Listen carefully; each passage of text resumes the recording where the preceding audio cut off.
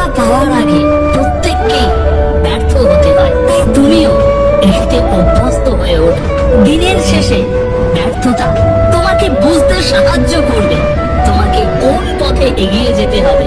তুমি যদি কখনো ব্যর্থ না হও, তাহলে এটা প্রমাণ হয়ে যায় যে তুমি বড় কিছু করার জন্য সত্যি চেষ্টা করছো।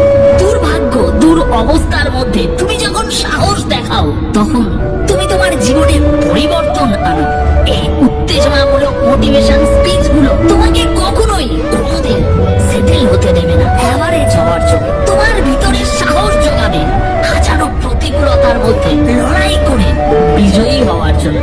আমরা এমন মানুষদের দ্বারা সবচেয়ে বেশি অনুপ্রাণিত হই যারা অনেক বড় বড় সমস্যার সম্মুখীন হয়েছে কিন্তু কখনো হাল ছাড়েনি। ভাগ্য এটা একটা ম্যাজিক্যাল শব্দ, কিন্তু জীবনের মানে অভিজ্ঞতা। কখনো কখনো মানসিক চাপ থেকে মুক্তি পাওয়ার একমাত্র রাস্তা খোলা থাকে সেই জিনিসটার ভিতর দিয়েই যাওয়া। কখনো কখনো জীবনের চ্যালেঞ্জ গুলোকে কাটিয়ে ওঠার একমাত্র উপায় বেঁচে থাকে লড়াইয়ের মুখোমুখি হওয়া। লাইফের প্রত্যেকটি ব্যাটেল আমাদেরকে অমূল্য শিক্ষা দেয়। হয় সেই শিক্ষা থেকে আমরা শিখতে পারি, কিংবা সেটা অস্বীকার করে দিতে পারি।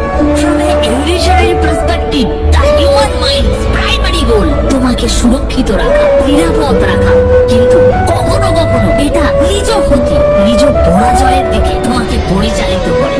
কারণ তুমি সব থেকে সুরক্ষিত থাকো কমফর্ট জোনের মধ্যে থাকে, কোনো ধরনের রিস্ক না নিলে।